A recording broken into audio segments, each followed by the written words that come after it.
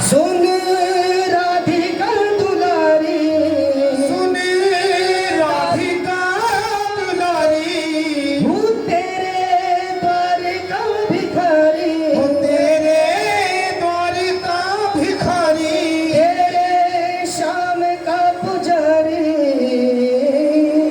एक पीड़ा है हमारी, हमें श्याम ना मिला, हमें श्याम ना मिला, हमें श्याम ना मिला, श्याम ना मिला, श्याम ना मिला। ओ सुन राधिका दुलारी, तेरे द्वार का भिखारी, ओ तेरे द्वार का भिखारी, वो तेरे श्याम का पुजारी। पीड़ा है हमारी, हमें श्याम ना मिला, हमें श्याम ना मिला, हमें श्याम ना मिला, ओ श्याम ना मिला, श्याम ना मिला। ओ किसी गाँव ना मिला, हम किसी गाँव ना मिला, और किसी काम ना मिला, हम किसी धाम ना मिला, और किसी काम ना मिला। हम किसी धाम ना मिला, हमें श्याम ना मिला, हमें श्याम ना मिला, हमें श्याम ना मिला, श्याम ना मिला, श्याम ना मिला। ना मिला।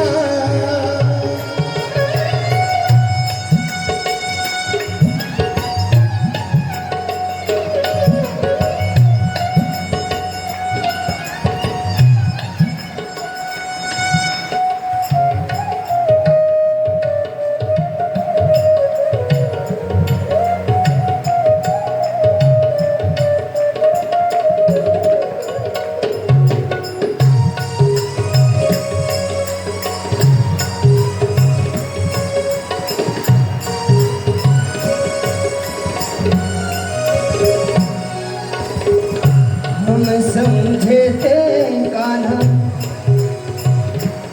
कहीं कुंजन में होगा, हम समझे थे गाना कहीं उलझन में होगा, हम समझे थे कान्हा कहीं कुंजन में होगा। हम समझे थे गाना कहीं उलझन में होगा। अभी तो मिलन का हमने सुख नहीं भोगा, अभी तो मिलन का हमने सुख नहीं भोगा, अभी तो मिलन का हमने सुख नहीं भोगा। अभी तो मिलन का हमने सुख नहीं भोगा। हो सुन के प्रेम परिभाषा, प्रेम परिभाषा, मन में बंधी थी आशा, मन में बंधी थी ये आशा। आशा कहीं रे निराशा, झूठा दे दे गया दिलासा, श्याम ना मिला, हमें श्याम ना मिला, ओ, श्याम ना मिला, श्याम ना मिला। ओ सुनी राधिका दुलारी, राधिका दुलारी, तेरे श्याम का पुजारी, तेरे श्याम का पुजारी। ओ तेरे द्वार का भिखारी, पीड़ा है हमारी, हमें श्याम ना मिला, हमें श्याम ना मिला, श्याम ना मिला, श्याम ना मिला। भाव से जाओ।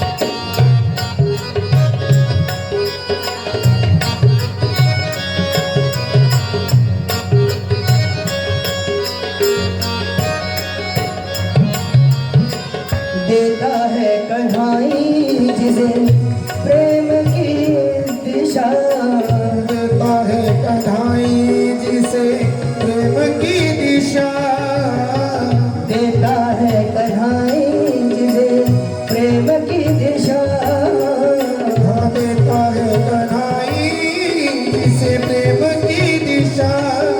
हाँ सब विधि उसकी लेता भी है परीक्षा, सब विधि उसकी लेता की है परीक्षा, हाँ सब विधि उसकी लेता भी है परीक्षा, सब विधि उसकी लेता की है परीक्षा। वो कभी निकट बुलाए, कभी निकट बुलाए, कभी दूरियां बढ़ाए, कभी दूरियां बढ़ाए, कभी निकट बुलाए, कभी दूरियां बढ़ाए। कभी हंसाए रुलाए, कन्हा हाथ नहीं आए हमें, शाम ना मिला, हमें शाम ना मिला, शाम ना मिला, शाम ना मिला, किसी काम ना मिला, किसी भाव ना मिला, किसी थाह ना मिला, किसी भाव ना मिला, हमें शाम ना मिला, हमें शाम ना मिला, हमें शाम ना मिला, हमें शाम ना मिला, शाम ना मिला, शाम ना मिला, शाम ना मिला।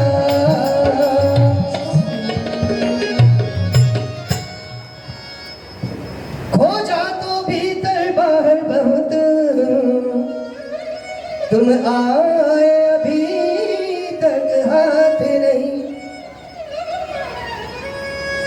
चरणों में झुके ना मस्तक कभी, चरणों से छुआए माथे नहीं, क्या जीवन है उस सुहागन का जिसका सुहाग ही साथ नहीं,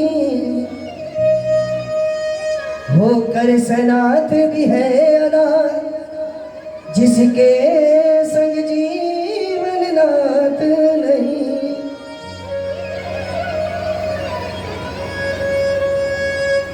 ब्रिजवासी कहते हैं ब्रिज दूर लपेट कलेवर में गुण नित्य किशोरी के गाएगा जो, हंसता हुआ शाम मिलेगा उसे निज प्राणों की बलि चढ़ाएगा जो। एक दिन की बात, यशोदा मैया दीप पूजन के लिए यमुना जी जा रही थी और गोपियों के साथ। तो भगवान बाल कृष्ण, भगवान बाल कृष्ण यशोदा मैया से बोले, मैया कहाँ जा रही हो? मैया बोली, यशोदा जी यमुना जी पर दीप दान करने जा रहे, पूजा करने के लिए। भगवान बोले, तो मैं भी चलूं? यशोदा जी बोली, तू कब से भगवान का पुजारी हो गया? इस पूरे ब्रिजमंडल में तो तेरी चोरी लीला बड़ी विख्यात है, लोग तुझे चोर के नाम से जानते हैं, और तू तो माखन चोर है, तू पुजारी कब से बन गया? भगवान बोले, चोर ही सही, अरे चोर का भी तो कभी पूजा करने का मन होता है। अगर मैं चोर हूं तो क्या हुआ, आज मेरा पूजा करने का मन है तो ले चलो ना। मैया बोली, चलो ठीक है चलो। अब भगवान गए, यशोदा जी सभी गोपियों ने दीप दान किया जमुना जी में, और भगवान थोड़ा आगे जाकर खड़े हो गए। अब वो कभी दीपकों को देखते हैं और कभी यशोदा मैया को देखते हैं, और दीपक उनके चरण के पास लगते हैं और फिर आगे भाग जाते हैं। भगवान ने दीपकों से कहा, रे दीपकों, तुम जन्म जन्मांतर से बहते चले जा रहे हो, बहते चले जा रहे हो, मेरे चरण का सानिध्य प्राप्त होने के बाद भी तुम रुक नहीं रहे हो। ये कर्म बंधन है। क्यों? ये जो जमुना जी है, ये क्या है? विधि निषेध कली बल हरणी, कर्म कतार अभिनंदन भरणी। ये जमुना जी की धारा ही कर्म की धारा है। और तुम कर्म की धारा में बहते चले जा रहे हो। दीपकों ने कहा क्या करें, आप ही ने गीता में कहा अवश्य में भोक्तव्यम कृतम कर्मम शुभाशुभम, किए गए अच्छे बुरे कर्मों का फल भोगना पड़ता है। मानते हैं आप इस बात को? मानते हैं? एक बार एक व्यक्ति एक संत के पास गया, परम पूज्य राजेश्वरानंद जी का ही आख्यान है। वो संत के पास गया और उसने बोला ये झूठ, ये गीता में श्री कृष्ण ने झूठ बोला है, किए गए कर्म का फल हर कोई भोगे ये जरूरी नहीं। संत ने पूछा तुम ऐसा क्यों कहते हो? उन्होंने कहा मैं आपको बताता हूं, एक व्यक्ति रास्ते से चला जा रहा था, वो जाते जाते उसने सुंदर एक आम का बगीचा देखा। अब आम का बगीचा देखा तो उसके मन में फल खाने की इच्छा प्रकट हुई। अच्छा आप बताएं, हम देखते कहां से हैं? कहां से? आंख से। ना वो आंख से उस बगीचे को देखता, ना उसके मन में इच्छा प्रकट होती। लेकिन हम आंख से देख तो सकते हैं, लेकिन फल के पास जा सकते हैं क्या? फल के पास कौन जाएगा? पैर। हाँ, अब वो फल के पास पहुंच गया पैरों से। आंखों ने देखा और पैर चलकर गए, इसका मतलब जिसने देखा वो गया नहीं, और जो गया उसने देखा नहीं। आंखों ने देखा है और पैर चलकर पहुंच गया। लेकिन गजब की बात, पैर वहां तक जा तो सकता है, फल को तोड़ नहीं सकता। तोड़ेगा कौन? हाथ। जिसने देखा वो पहुंचा नहीं, और जो पहुंच गया उसने फल तोड़ा नहीं। गजब की बात, फल तोड़ तो सकता लेकिन चख नहीं सकता ये हाथ। तो चखेगा कौन? जिह्वा, रसना। जिसने देखा वो गया नहीं, और जो गया उसने फल तोड़ा नहीं, और जिसने फल तोड़ा उसने भी फल चखा नहीं। और सबसे गजब की बात तो ये है कि जिह्वा फल चख तो सकती है लेकिन रख नहीं सकती। रखेगा कौन? पेट। इतने में बाघ का माली आ गया। उसने देखा कि ये व्यक्ति फल तोड़कर खा रहा है। उसने डंडा उठाया और एक जोरदार उसकी पीठ पर जमा दिया। अब बोलो, पीठ बेचारी ना लेने में ना देने में। गलती आंख करे वो पीटे पीठ। बताओ महाराज जी, ये कोई सही बात है? संत बोले बात तो सही कह रहे हो, गलती आंखने की और पीठ पीट रही है तो गलत है। लेकिन तुम्हारे सवाल का जवाब भी इसी में, इस कहानी में थोड़ा सा और आगे बढ़ो। जब पीठ पर जोरदार डंडा पड़ा और पीठ में दर्द हुआ तो आंसू कहां से आए? आंसू कहां से आए? और फल किसने देखा था? आंखों ने। तो भैया चाहे जितने चक्कर के बाद मिले, लेकिन कर्म का किया हुआ फल व्यक्ति को अवश्य मिलता है। अवश्य में वो भोक्तव्यम कृतम कर्मम शुभाशुभम। तो मैं आपसे यही निवेदन कर रहा था कि उन दीपकों ने कहा कि हम तो अपने कर्म भोग को भोग रहे हैं और कर्म धारा में हम बहते चले जा रहे हैं। प्रभु आपके होते हुए भी भगवान बोले इसमें तुम्हारी एक गलती है। क्या? जब तुम धारा में बह रहे हो तो इस धारा को ही उल्टी कर दो ना। तो धारा का उल्टा क्या हुआ? जोर से क्या? अच्छा ना, थोड़ा जोर से बोलना चाहिए, मुझे कम सुनाई देता। राधा, जय जय श्री राधे श्याम। तो जो लोग इस कर्म की धारा को उल्टा कर देते हैं और श्री राधा नाम का ब्रज धूर लपेट कलेवर में, गुण नित्य किशोरी के गाएगा जो, हंसता हुआ शाम मिलेगा उसे, निज प्राणों की बलि चढ़ाएगा जो। इसलिए बड़े प्रेम से श्री राधा नाम का उच्चारण करें हैं। जय जय राधा रमण हरि बोल, जय जय राधा रमण हरि बोल, जय जय राधा रमण हरि बोल, जय जय राधा रमण हरि बोल। हरि बोल हरि बोल हरि बोल, हरि बोल हरि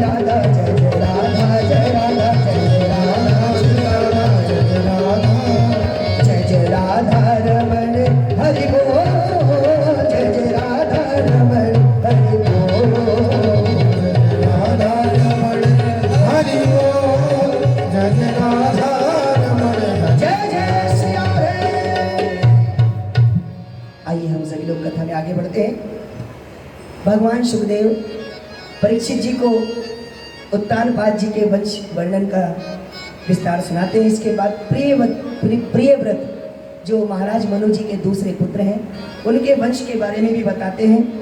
इनके वंश में